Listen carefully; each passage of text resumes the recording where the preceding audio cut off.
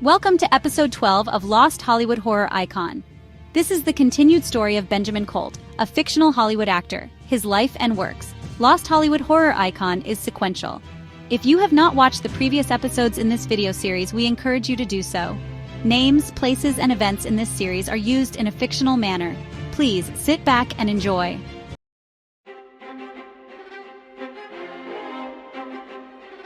Benjamin Colt took no break once The Ghoul of Gateway was released in theaters across the country. Amy Garvey had given him a copy of the screenplay for his next project a month before shooting on Ghoul of Gateway wrapped up. He immediately began reading over the script for this next film, which would be titled Curse of Middleton University. As his father had said, accepting the role of Grant Morris had opened doors to film opportunities Ben really wanted. The eyes of many Hollywood moguls were now upon the young actor. Curse of Middleton University was a werewolf thriller written by the writing duo of Kurt Case and Billy Malone.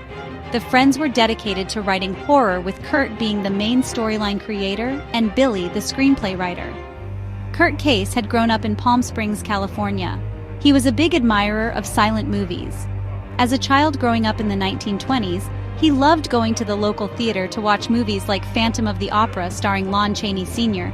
Giving an additional thrill to his theatrical experiences was a large pipe organ, played by a local musician. While watching the old horror movies, accompanied by the organ, Case received plenty of thrills. Billy Malone was born in Beverly Hills, California. At the age of 9, he moved with his parents to Palm Springs, where he met Kurt Case. The two were rivals, at first, seeking for the attention of a girl by the name of Kelly Barnes.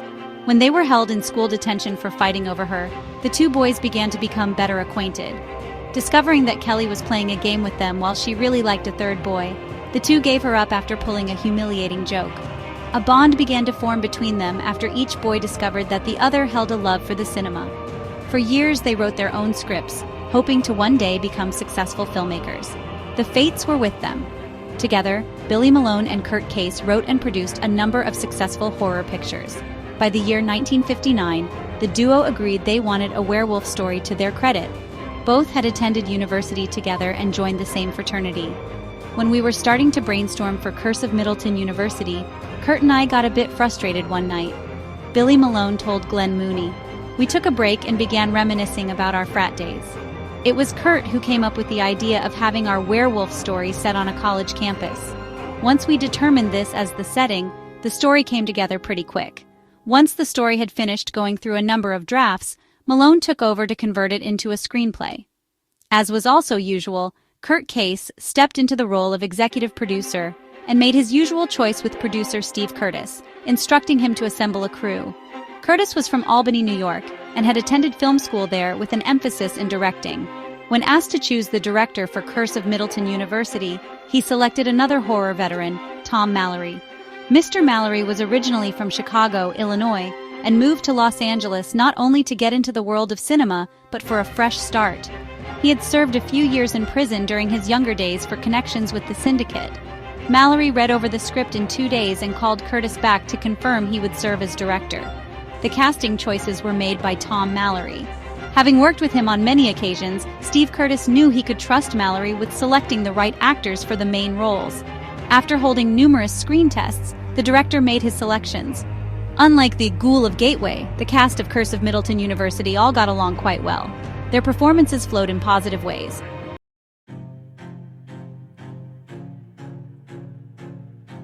The first 4 characters cast were the popular crowd. Daryl Stone played Elmer Sherwood.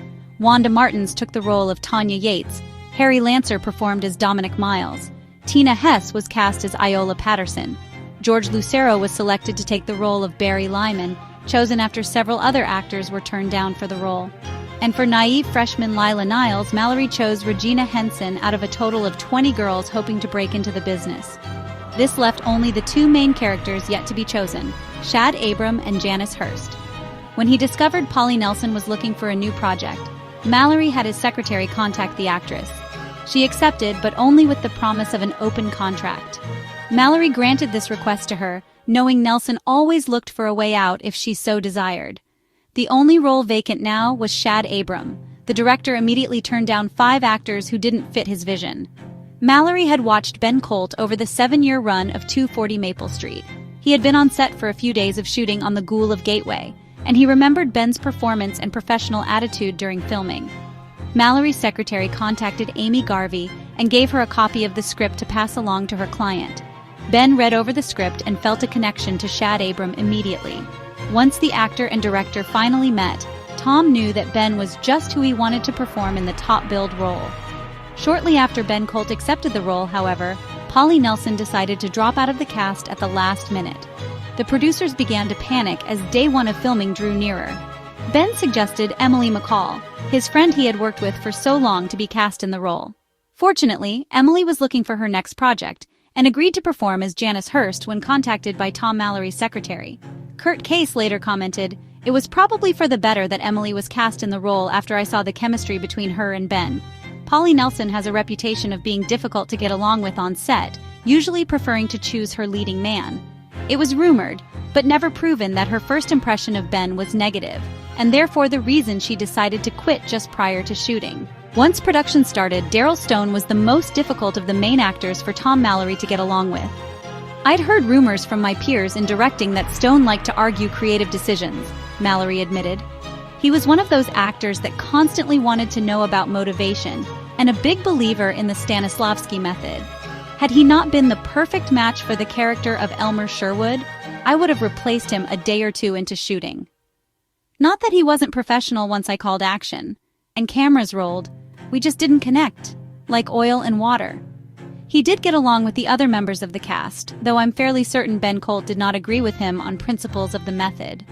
Wanda Martins established a bond with Ben Colt and George Lucero during filming.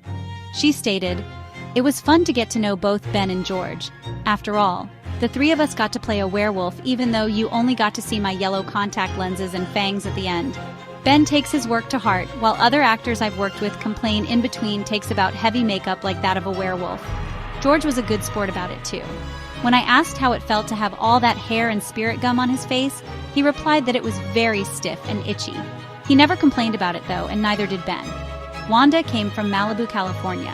She had grown up participating in skits and plays and became drama club president at her junior high and high school. She became well-versed in many of the works of Shakespeare and loved performing in both live-action theater as well as in front of the camera. Unlike the character she performed in Curse of Middleton University, Wanda had a bubbly personality and was outgoing and accepting of people for who they were. Ben Colt stated, "Wanda's great to be around. She loves to play pranks on her co-stars, always tells a joke, something to keep the atmosphere light, especially on a bad day."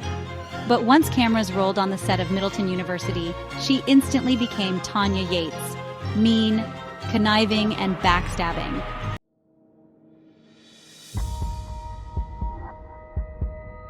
The movie opens in the office of Professor Nathan Farwell at Middleton University in the year 1898. He holds a brief conversation with his secretary and fiancée, Judy Wright, before kissing her and taking a seat at his desk.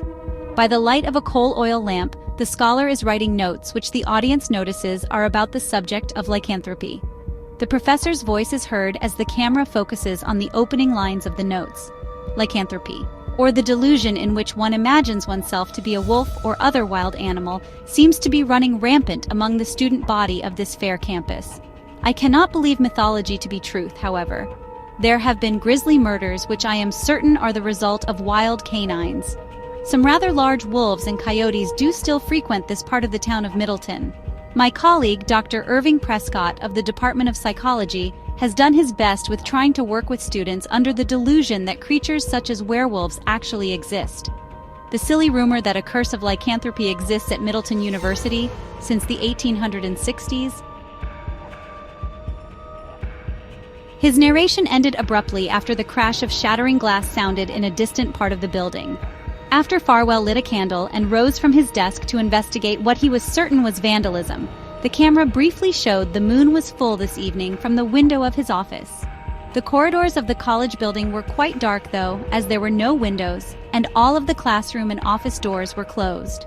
Farwell moved at a swifter pace after hearing heavy footsteps running down a nearby staircase. By the weak light of candle, the professor saw two figures. One was that of a girl, student-aged, lying prone on the floor. The second was hunched over her motionless body, features hidden in the shadows. Farwell demanded the attacker rise and face him. The crouched figure's head came away from the neck of the victim before slowly rising. A quick growl is all the audience hears before the creature strikes at lightning speed toward the professor. Farwell's face went from bewilderment to wide-eyed terror before the scene fades to black and he let out a loud cry. After a fade-in, a subtitle revealed Middleton University to be located in Middleton, Vermont. It is also made known that the year is now 1961. Students were arriving in late August, the weekend before classes began. Among them were juniors Shad Abram and Janice Hurst. Janice entered her dormitory, suitcase in either hand, and rolled her eyes at the immature behavior of her friends, Iola Patterson and Tanya Yates. The other two girls had dumped a bucket of water on freshman Lila Niles as a form of hazing. Her peers laughed at Janice's fierce reaction. Tanya reminded her it was tradition to do so to all incoming freshmen as an invitation to the start-of-year pool party. Janice discovered Lila was her new roommate and told the other pair to grow up before shooing them out of the dorm room. She then apologized to Lila and closed the door so they could change into swimsuits. Shad Abram was a lone, shy college student, preferring to avoid the pool party held between his and Janice's dormitories. He was gullible and naive, often falling victim to the popular crowd who loved playing pranks on him, as if he was still a freshman for their own amusement. Shad misunderstood that the resulting laughter was aimed at him, thinking the popular students to be laughing with him. At times, he willingly participated in the physical pranks, thinking them to be stunts that would impress Janice. Shad was head over heels in love with Janice. He had been so since their freshman year. Of all those included in the popular clique, Janice was the only one not amused by how Shad was treated. Over the course of the past 2 years, Janice had been patient in telling Shad that she was only interested in being friends with him. This was difficult for Shad to accept, as Janice seemed to be the only girl who tolerated him. The only friend besides Janice that Shad could rely on was his roommate Barry Lyman. Barry was bullied even worse than Shad for simply looking the part of a nerd with his glasses and neatly combed hair. Both young men were reminded that attendance at the pool party was mandatory for all students in the dorms. The two met Lila among others at the party. The freshman girl was attracted to Barry. Unfortunately, Barry was the current lycanthrope. At the end of his sophomore year, only months before, he had been smitten with the curse shortly before the previous werewolf was hunted down and killed. The history of the curse was most disturbing.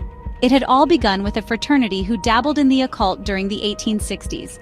The frat brothers discovered a myth concerning a gold wolf mask hidden somewhere in the depths of a pond located on campus.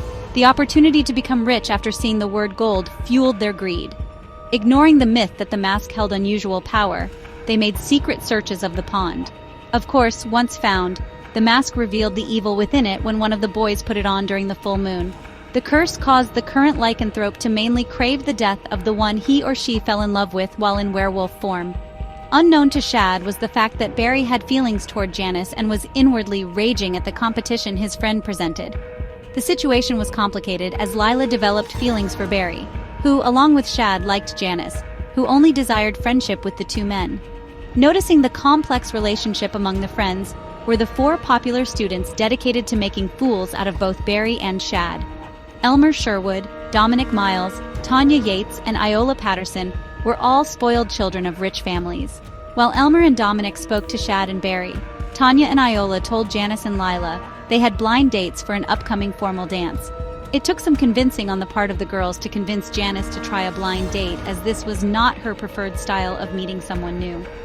Janice finally gave in to the insisting lines fed to her by Tanya and Iola, though, putting on her best dress for the occasion. The 4 mischief makers sat together at their table, watching the callous entertainment unfold. The 4 victims of the prank were shocked upon seeing the others after being seated together. Barry went red in the face, accusing Shad of trying to make a fool of him in front of the girls. Taking his glass of ice water, he tossed it in Shad's face before storming out of the university's ballroom. Shad glanced over at the table his supposed friends were sitting at to see them chortling. This time, Elmer and Dominic had gone too far. Shad would deal with them later, knowing his friendship with Barry was on the line. Apologizing to Janice and Lila hastily, Shad went after his friend, hoping the damage done could be repaired. Shad called out to Barry to wait, but his friend got into his car and took off, wheels screeching on the pavement as his foot slammed on the accelerator. Shad jumped into his own car to give pursuit. Following the boys was Janice and Lila, both worried after Janice explained to the younger girl that this was another of Elmer's practical jokes. The pursuit went into the woods as a windstorm raged, blowing evergreen tree branches fiercely. Barry finally stopped in a forest clearing, leaping out of his car and staring with wide eyes at the full moon which had risen. He tugged off his tie and suit blazer before ducking among the trees, his change into a werewolf beginning. Unaware of the danger he was running into, Shad gave pursuit, calling out to his friend. Janice and Lila kept a quick pace with the boys after deciding to leave their high heels in the car. The first attack was on Lila without warning. Her scream alerted Shad, who backtracked and saw the girl as she struggled with Barry in his werewolf form. Before he could reach them, the werewolf dragged the struggling girl into the woods. Janice clutched onto Shad's arm as they pursued after the other two.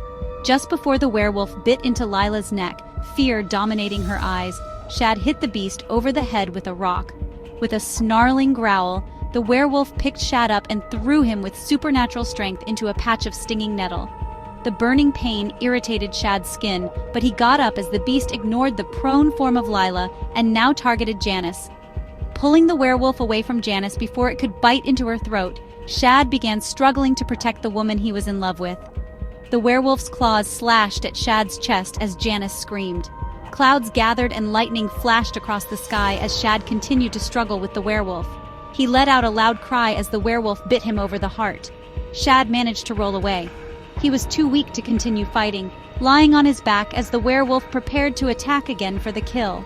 In mid-leap, a lightning bolt struck the werewolf, killing it instantly.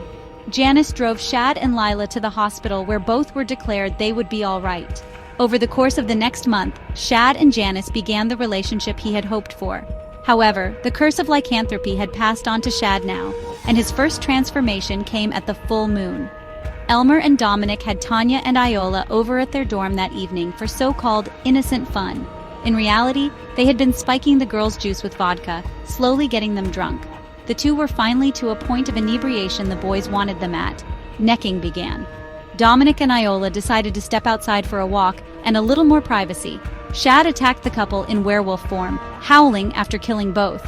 They were not the only people found dead the next morning, and Janice knew she had to stop Shad, even though she was in love with him. Janice and Lila researched all they could on werewolves, discovering the main weakness to be silver and lead laced with wolfsbane. The question was, would Janice be able to kill the man she loved along with the beast?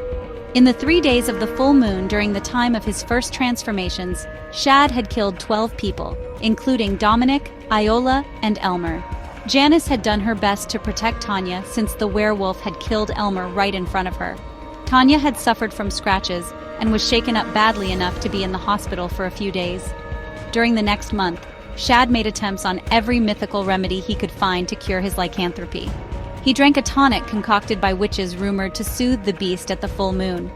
He also attempted to perform a ceremony in the old pond, where the cursed wolf mask had rested for so long. Janice did not have the heart to tell him the only way was for him to die. Shad finally committed himself to an asylum as to not hurt anyone else. The next full moon cycle arrived and Shad escaped after transforming and killing several hospital staff. Janice did what she felt she had to do. Knowing she was his prime target, Janice allowed the beast to pursue her. With the help of Lila and Tanya, Janice battled the werewolf. All 3 college girls became battered. However, Janice managed to shoot a bolt forged with lead, silver, and wolfsbane into Shad's heart. With a howl, he returned to human form. Janice wept as Shad died in her arms and Tanya hid a suspicious wound. The screen fades to black before showing Tanya in bed, sleeping in her dorm. It was 1 month later. The full moon was shining brightly through Tanya's window. The girl tossed and turned before her eyes snapped open, yellowish, as she began the transformation into a werewolf. Her mouth opened, revealing sharpened teeth before Tanya let out a growl and lunged toward the camera. The screen fades to black again and the credits roll. Upon wrap-up, the cast admired how well Ben Colt and Emily McCall worked together. "I'm glad Emily took over the role from Polly Nelson," Tina Hess admitted. "I had a high opinion of Polly until the day we were all introduced to each other. She's very proud, and I don't mean in a good way. The rest of us felt as if she was some kind of queen and we were peasants to be looked down on. Emily was genuine and warm. We felt like family around her, even though she was the top-billed female performer. To me, it felt like Ben was too serious at times," Regina Henson recalled. "Don't get me wrong, he's a nice guy. Tina, Wanda, and I wanted to see him smile more often. We started making small bets on who could get a laugh out of him first. Emily was the only one who could. He would try so hard to hold a straight face, but she knows him too well after having worked with him for 7 years. Even Emily was impressed by Ben's performance once Tom Mallory called action on set when her friend was in full makeup. I definitely think Ben was more in his element when we worked on Curse of Middleton University, Emily stated. He put his heart into acting, especially at this point in his career with the Halloween episodes of 240 Maple Street and The Ghoul of Gateway. But once they finished putting prosthetics and the fur makeup on, he went into character as a werewolf.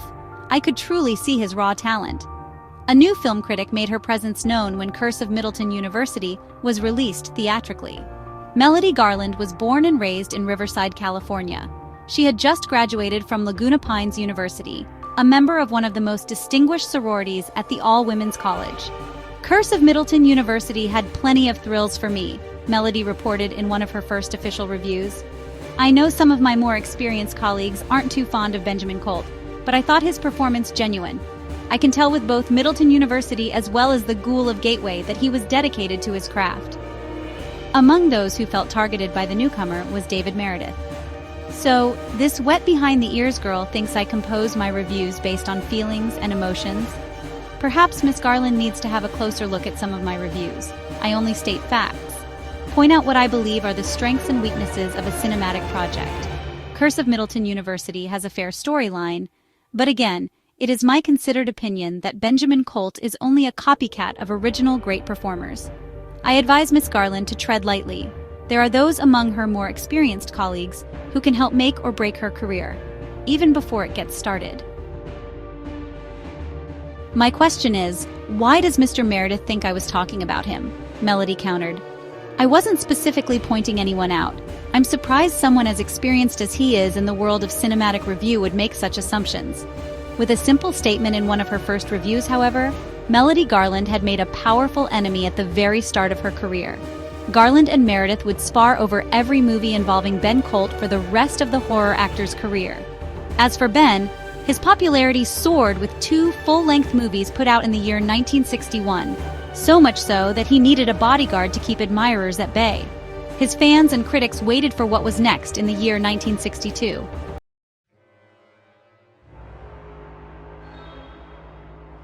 Thank you for joining us for episode 12. Please stay tuned for episode 13 of Lost Hollywood horror icon Higsby Hotel, coming soon. This has been a Zane's Dungeon production. Email is accepted at zanesdungeon@yahoo.com. Please be respectful in correspondence. Messages considered to be hateful or threatening will be deleted or possibly reported to law enforcement. Lost Hollywood horror icon comes from notes written by Mark Goodman. Thank you for viewing. Be sure to subscribe and share.